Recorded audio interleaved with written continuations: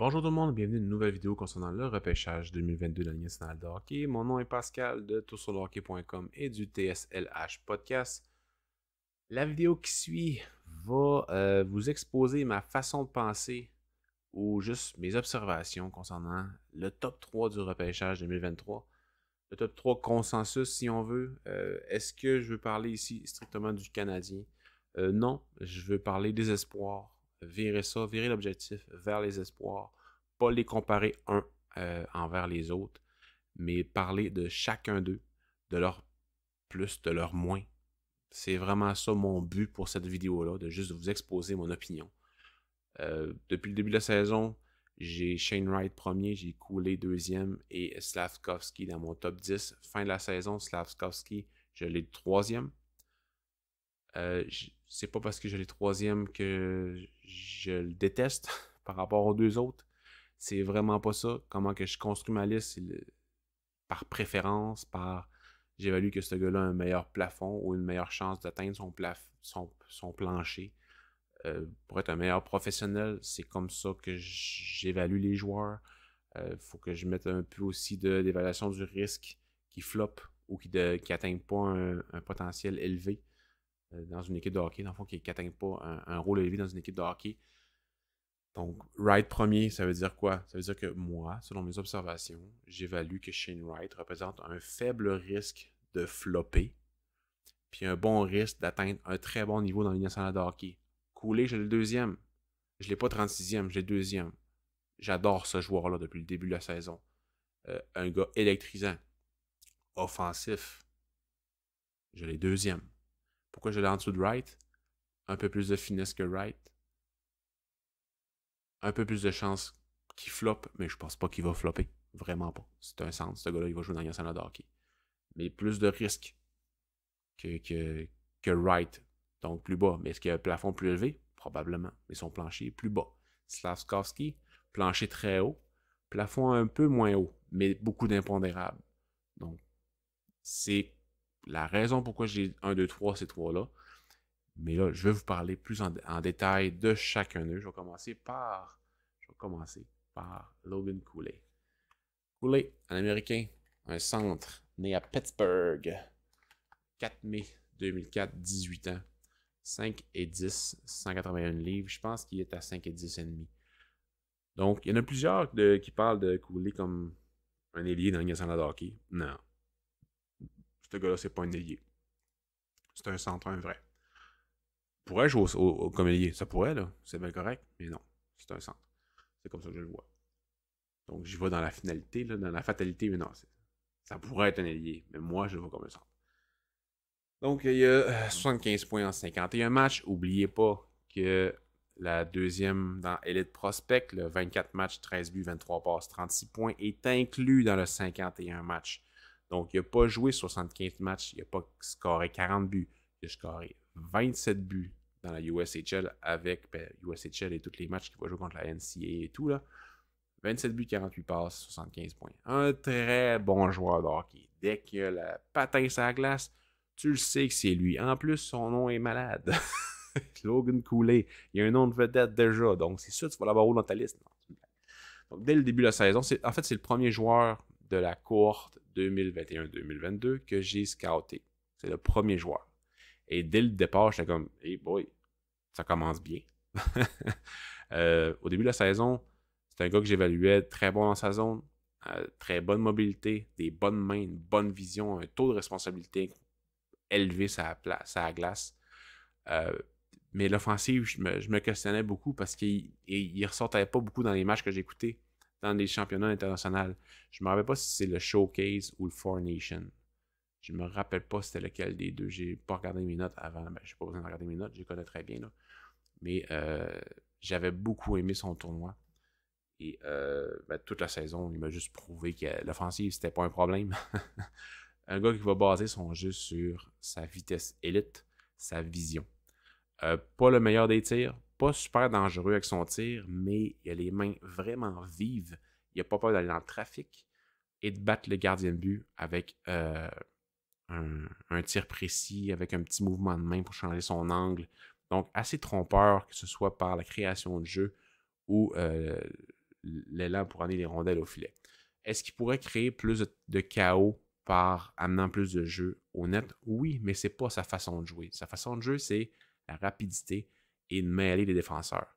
C'est pas un gars qui va manger beaucoup de mises en échec, qui va créer beaucoup de jeux physiques. Non, il est comme Simon Saint-Laurent l'a marqué dans son texte de l'exposant. C'est un gars slippery, c'est un gars qui est dur à contrer.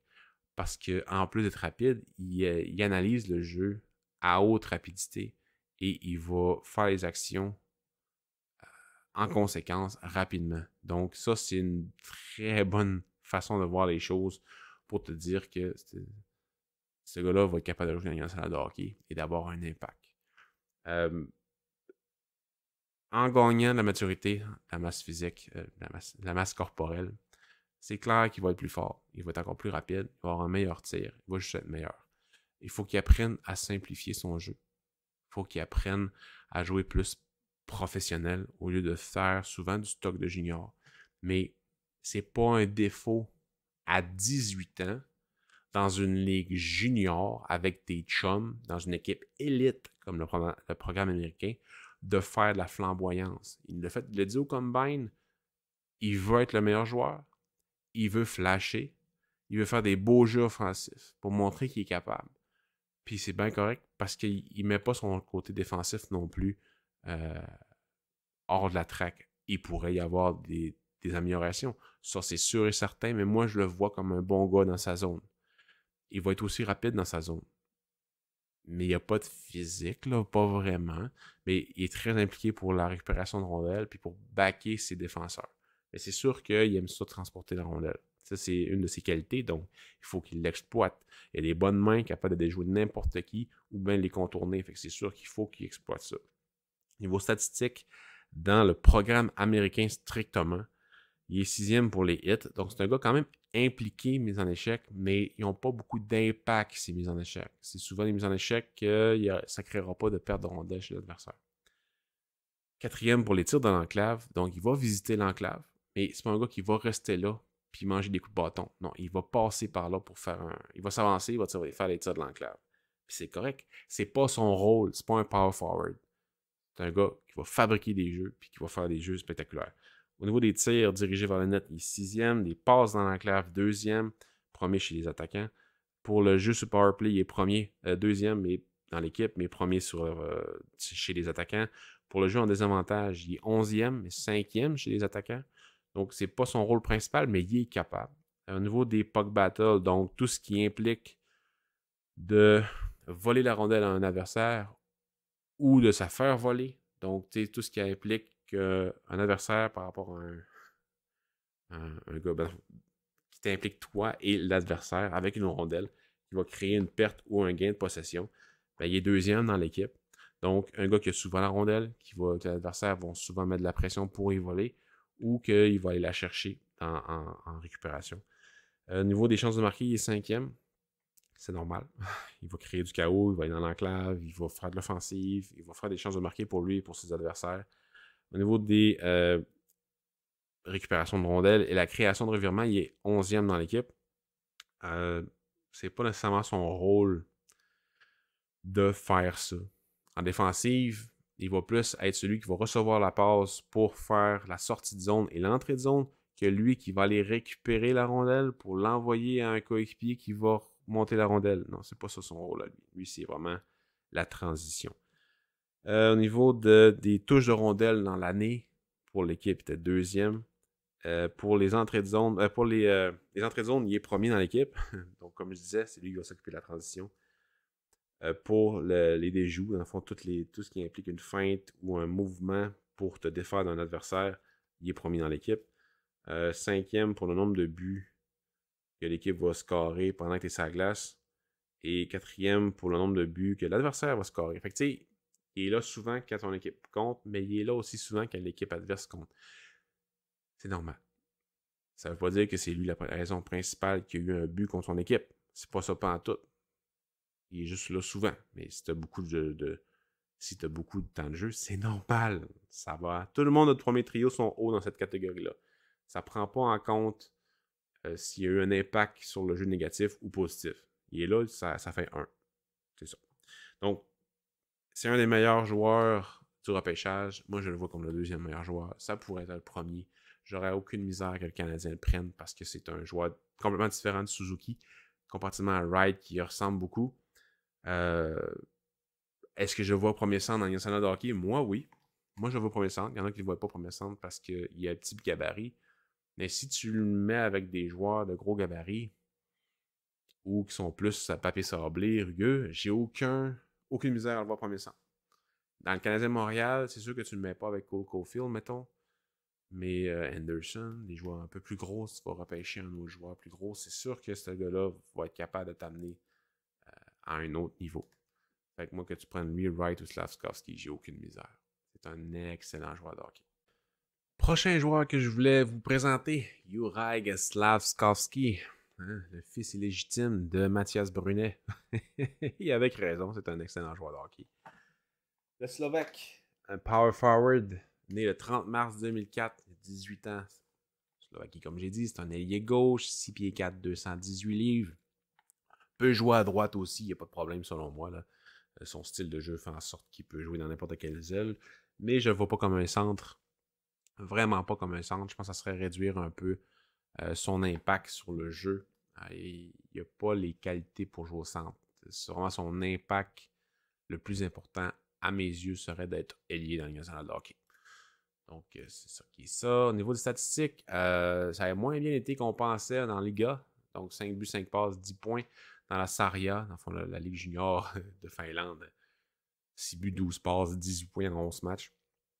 Et sur la scène internationale, ça a super bien été. Aux Olympiques et aux championnats du monde, il a fait ça comme un champion.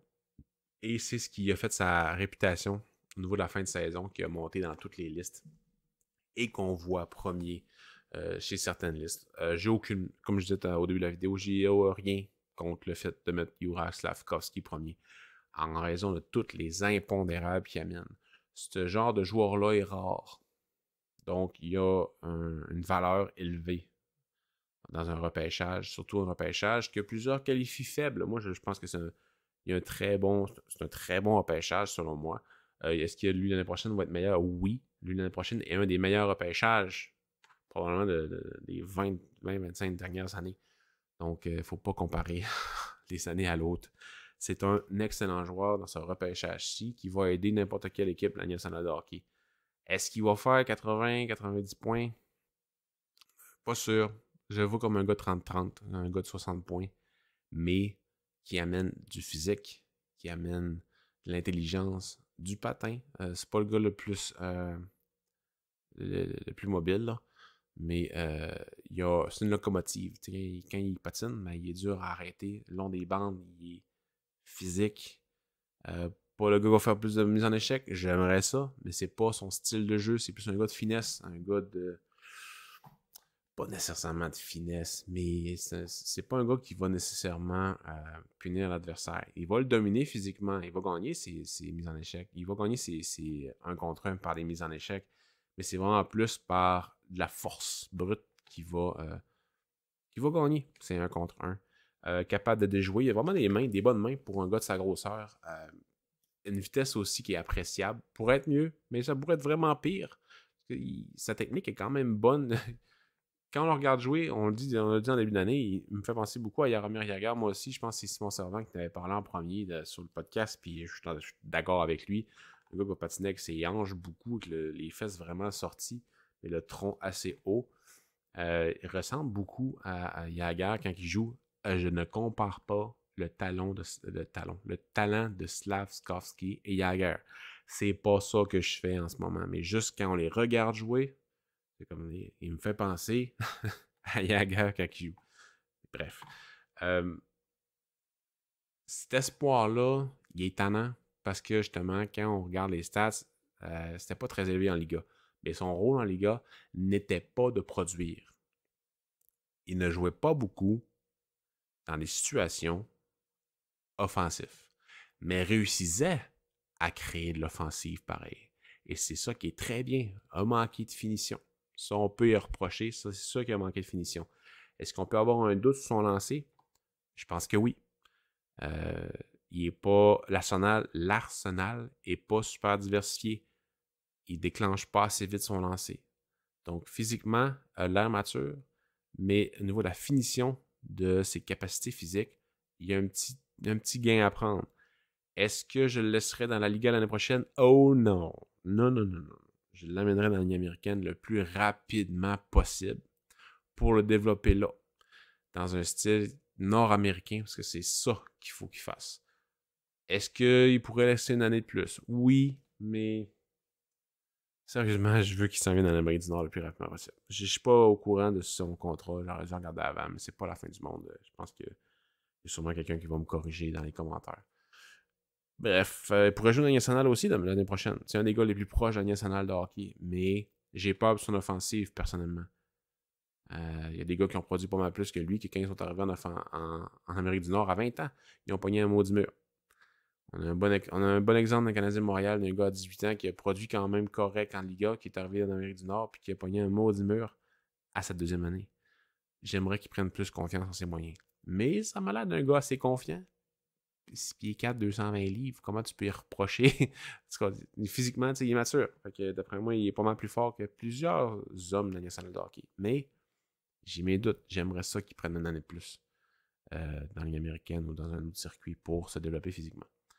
Un gars assez bon pour créer des jeux, mais c'est pas un gars qui va être trompeur. Là, il est quand même facile à lire, mais il va quand même être capable de créer des chances de marquer parce que je trouve qu'il analyse bien la façon d'attaquer une zone pour mettre sur les talons un défenseur ou un gardien de but pour le surprendre, mais pas surprendre parce qu'il va il va regarder ailleurs puis il va lancer ou une affaire comme ça. C'est plus vraiment, il va être capable de s'avancer dans l'enclave avec une belle feinte ou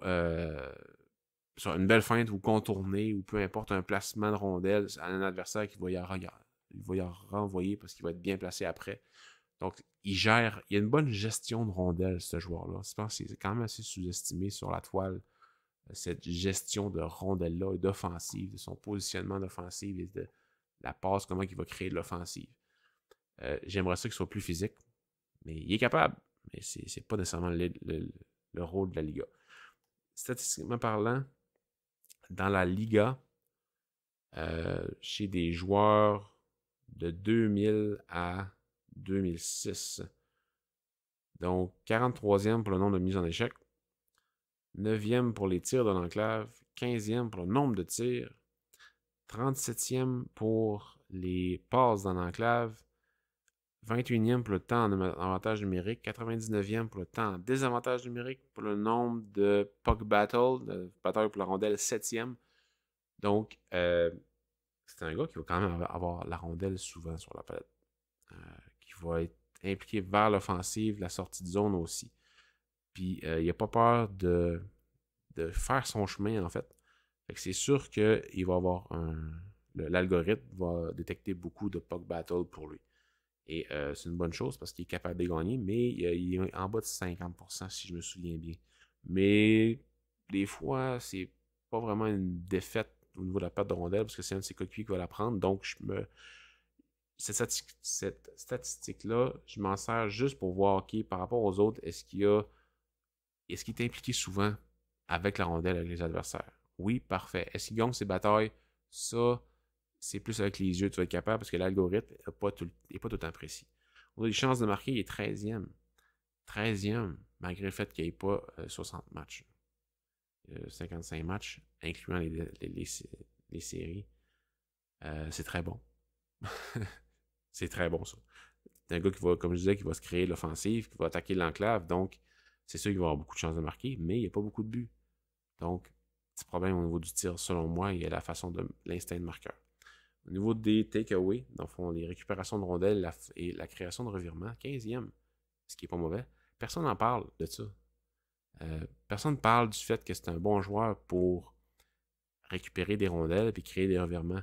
Moi, personnellement, depuis le début de la saison, quand on a fait une vidéo avec moi et Simon Servant de shift by shift, qu'on analysait ces matchs, à plusieurs reprises, j'ai fait remarquer que, et Simon Servant aussi, qu'il reconnaissait bien les situations pour se replier ou pour laisser le défenseur monter, puis lui, il prenait sa place.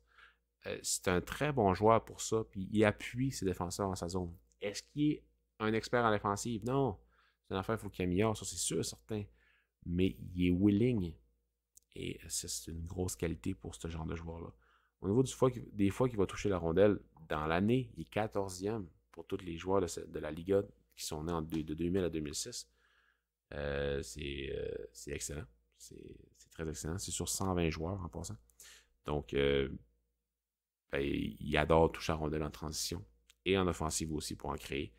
Pour le nombre de fois qu'il va faire des déjoues, dans le fond, des feintes, il est 4e. Ce qui est excessivement haut. Mais ça ne m'étonne pas parce que ça comprend aussi les fois qu'il va juste mettre la rondelle loin de lui et qu'il va la protéger à cause de sa portée, puis il va utiliser ses hanches et son autre bras pour tasser l'adversaire. Ça, c'est comptabilisé comme une feinte, même si ça ne l'est pas vraiment. Mais par l'algorithme, c'est comme ça que ça fonctionne. Donc, un gars de possession de rondelle qui va être capable, je ne sais pas s'il va être capable de diriger le jeu, mais il ne fera jamais mourir un jeu en offensive. Et c'est très important d'avoir ce genre de joueur-là dans ton équipe dans la Ligue nationale de hockey. Il va être capable de mettre, d'appuyer n'importe quel joueur et ses défenseurs. Et il va être capable de répondre aux coups. Donc, en offensive, en Amérique du Nord, on va probablement jouer un peu plus dans le cercle du gardien de but, ou bien dans l'avant du gardien de but, ce qui n'est pas le cas en ce moment dans la Liga. Mais il ne va pas falloir qu'on tue son intelligence et sa créativité. Faut comme qu'il réussisse à être un peu de tout. Il y en a plusieurs qui disent qu'il ressemble beaucoup à Josh Anderson et c'est complètement faux selon moi. C'est pas nécessairement un gars nord-sud. Il va avoir un petit peu de est-ouest dans son jeu. Et Josh Anderson, il n'est pas capable de faire une passe ou presque. Slafkowski est très bon pour faire des passes et des petits jeux de finesse. Fait enlevez-vous ça de la tête. Josh Anderson n'est pas Slafkowski. Et surtout, Slafkowski n'est pas Josh Anderson. Donc, ça fait pas mal le tour de ce que je voulais vous dire concernant Slafkowski. Legit pour être premier overall cette année. J'aurais rien contre ça. Mais moi, c'est pas ça que je vois dans mon évaluation. Mais je serais pas déçu que le Canadien l'ajoute parce que tu le mets avec Caulfield et Suzuki puis ça fonctionne direct. Peut-être pas cette année, on verra.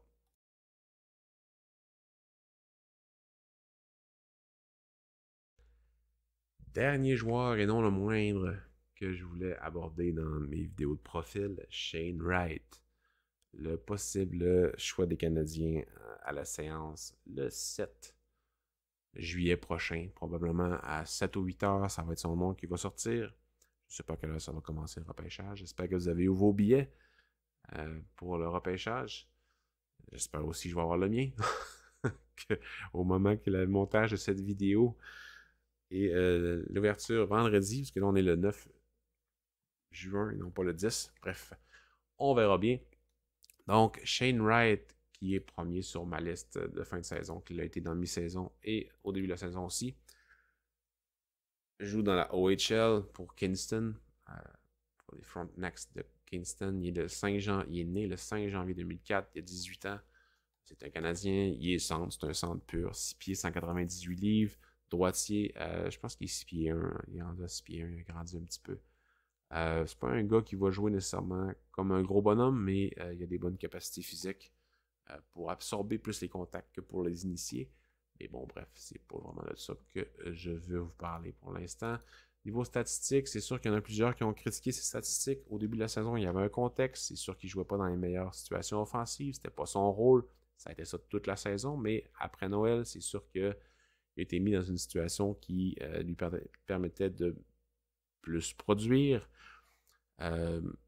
Mais c'est sûr que si on compare, mettons, à Logan Cooley qui a produit toute la saison, ou bien Slafkowski qui a produit dans les moments les plus critiques, ben on peut regarder la production de Wright négativement, surtout si on compare avec d'autres choix de première ronde, d'autres choix de première ronde cette année, mais aussi de l'année passée et des first overall dans l'histoire.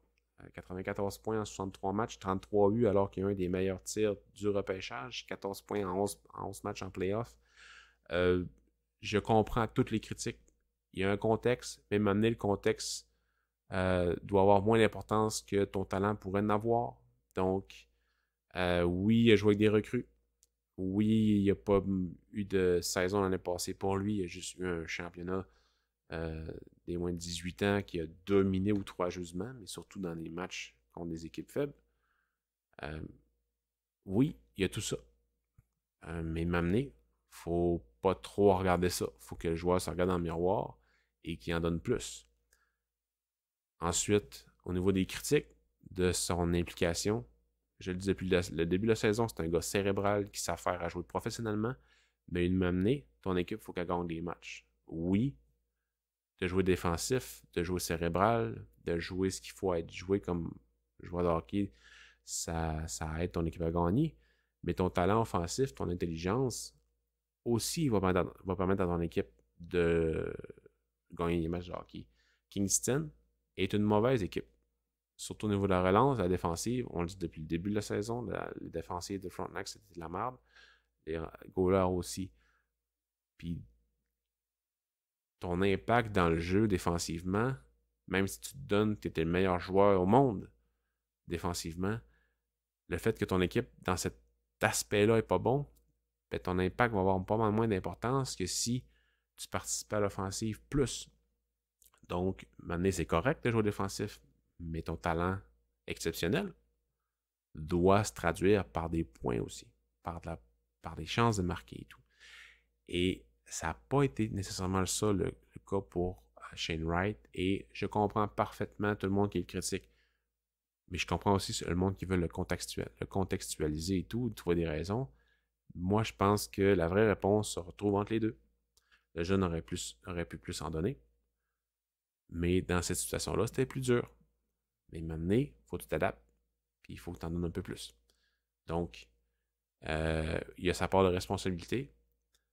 Et ceux qui critiquent doivent être un meilleur aussi. De regarder plus loin. Mais ils ont raison dans un certain pourcentage aussi. Fait que c'est sûr que j'ai hâte de le voir avec des meilleurs coéquipiers. J'ai hâte de le voir contre la meilleure. Dans un rôle un peu moins important, mettons. Dans le national de hockey, je crois qu'il est capable d'y jouer dès l'année prochaine. Sur un troisième trio. Si le Canadien il le prend l'année prochaine, au moins 9 matchs, mettons. Si Christian Dvorak est encore là, tu as Suzuki, Dvorak, Evans, Wright, Poehling qui vont s'occuper du centre. Ça fait une ligne de centre jeune, mais Dvorak a toute son importance. S'il va être échangé contre un autre choix de première ronde ou whatever, ben grec. Et il va falloir que tu signes quelqu'un de plus d'expérience pour prendre des rôles au centre, parce que là, c'est bien beau reconstruire et y aller avec les jeunes. Il faut quand même que tu aies de l'expérience au centre pour montrer la voie, pour aider dans les entraînements et tout ça. Donc, moi, je vais dans le national de hockey, mais dans un rôle de troisième centre, limite quatrième, mais avec 11 à 10 minutes de jeu, de 10 à 12 minutes de jeu, avec de plus en plus des présences sur les avantages numériques. C'est comme ça qu'ils ont développé Suzuki, et je crois que c'est comme ça qu'ils vont être capables de développer Wright. S'ils l'ont renvoyé dans la OHL, c'est correct, mais là, dans la OHL, il va falloir qu'ils soient échangés parce que Frontenac ne sont pas meilleurs l'année prochaine. Ils sont même encore pires. Donc, j'espère qu'il va être échangé dans une meilleure équipe dans la OHL parce qu'il va perdre son temps si ce n'est pas le cas. C'est bien beau de développer l'aspect défensif, mais il l'a fait toute la saison. Donc là, c'est le temps d'aller à l'offensive. Et dans le national de hockey, il va avoir moins de responsabilités. Puis tout ce qu'il a fait cette année, c'est des acquis. Donc, ça serait la meilleure affaire pour lui de jouer avec des meilleurs joueurs dans le national de hockey dans un contexte plus difficile, mais qui lui sied mieux que la OHL. Est-ce que ça va être difficile? Oui, c'est sûr. C'est sûr que ça va être difficile. Et dans les premiers matchs, ça va être tough. Il n'y aura pas une bonne pré-saison, selon moi. Mais dans les 9 premiers matchs, il va en donner assez pour qu'on le mette là. Il va y avoir de la pression sur l'équipe pour le faire jouer aussi. Je pense qu'ils vont succomber à la pression. Saint-Louis, il va être là. Tu sais, Saint-Louis, là, il a décidé de faire de Suzuki qu'au fil des bons joueurs, puis c'est arrivé. Je pense qu'il va être capable de faire avec Wright s'il se décide, puis si Wright est prêt à écouter. C'est un bon kid, Wright. On le voit, il est très confiant, puis c'est correct. Il a raison d'être confiant. Slavkovski et Cooley sont très confiants aussi. Mais il faut que tu sois confiant pour être bon. Si tu n'es pas confiant zéro, puis tu fais « Ah non, je vais écouter l'équipe, puis tout. » Non, tu es un first overall pick potentiel. Il faut que tu sois confiant. Tu sais que tu es bon. À 15 ans, tu jouais dans la OHL, tu as fait 66 points en 58 matchs, 39 buts. tu es un très bon joueur de hockey. Sois confiant en tes capacités. Statistiquement, dans la OHL cette année, si on regarde pour tous les joueurs de 2003 à 2006, au niveau des mises en échec, il est 223. C'est pas haut, hein? C'est pas haut, 223. C'est pas un joueur physique. C'est un joueur qui va manger beaucoup de mises en échec, mais il n'a tellement pas la rondelle. Il n'a tellement pas la rondelle longtemps, souvent, que c'est sûr qu'il n'y aura pas beaucoup de puck battle, mettons. Il va en avoir, là. C'est un gars qui. Les puck battles qu'il va avoir, c'est pas lui qui va agresser un adversaire. C'est pas lui qui se fait agresser par un adversaire, mais plus le contraire. Bref. 223 pour les mises en échec. Les tirs dans l'enclave, il est 8e. Donc, un gars qui va être assez impliqué dans l'enclave, dans les zones payantes. Au niveau du nombre de tirs dirigés vers le net, 4. Il passe dans l'enclave, il est 2e. Power play time, dans le fond, juste power play, il est 10e sur le désavantage, 25e. 8e chez les attaquants. Au niveau des batailles pour la rondelle, il est 8e. Comme je disais, c'est plus un gars qui va aller chercher la rondelle, qui va vraiment avoir de la pression pour s'en débarrasser. Parce que il n'a pas besoin de ça. Il n'a tellement pas la rondelle longtemps sur sa palette, parce qu'il prend les décisions tout de suite, très rapidement, que les adversaires ont pas souvent ils n'ont pas le temps de se rendre à lui, mais c'est pas un gars sans faille. Il va faire des erreurs. Il va faire des erreurs de lecture, et c'est pas à cause de ses coéquipiers qui sont pas assez bons pour catcher ce qu'il va faire. Non, non, il a sa part de responsabilité. Il faut qu'il soit meilleur. Et des fois, sa prise de décision est mauvaise. Ça arrive. C'est ça dans n'importe quel joueur qui est trop cérébral. Il faut qu'il aille plus dans les instincts que dans la tête. Au niveau des chances de marquer, 2e. Il a un des meilleurs tirs du repêchage. Sa technique est malade, il est capable de faire en mouvement, mais il a juste 32 buts. Malgré toutes les chances, 2e, scoring chance, les tirs de l'enclave et les tirs tout court, il a juste 32 buts. Qu'est-ce qui s'est passé? Pourquoi il n'y a pas 39 buts comme dans sa saison recrue qui a joué 5 matchs de moins? Il pense trop. Je crois que ce gars-là, il pense trop. Vraiment trop. Il faut qu'il soit plus en réaction et qu'il fait juste diriger des rondelles au net. Et ça va être long. Je ne le vois pas marquer 25 buts l'année prochaine dans le national de hockey. J'en vois marquer 18-19. Pas loin de 20. Puis que ça va juste s'améliorer avec les années. Mais il faut qu'il pense moins. Puis en jouant avec des meilleurs joueurs, ça va probablement l'aider. Au niveau des takeaways, dans le fond, de la création de revirements et de la récupération de rondelles, il est 65e dans la ligue, mais 10e chez les attaquants, ce qui est très bon. Comme je disais, il est bon pour aller chercher des rondelles puis créer des revirements. Il est bon en zone d'attaque, il a un bon bâton. Quand il veut exploser avec son patin, il est capable. Vous allez voir, s'il est mis dans un rôle offensif, il va complètement changer. Il va être pas mal plus rapide au niveau de son patin. Il l'était au championnat du monde junior des moins de 18 ans l'année passée. Et ça n'a pas arrivé dans la OHL beaucoup. De temps en temps, oui, là, mais c'est ce qui me tannait pas mal. Là, c'est que je sais que ce gars-là, il est capable de patiner vraiment vite, d'exploser. Mais il le fait jamais. Il choisit son moment. Mais c'est bien beau choisir ton moment, mais maintenant, il faudrait que tu choisisses plus souvent. Bref. Au niveau des feintes, il était 39e. C'est pas beaucoup, c'est pas haut. Mais il n'y a pas besoin.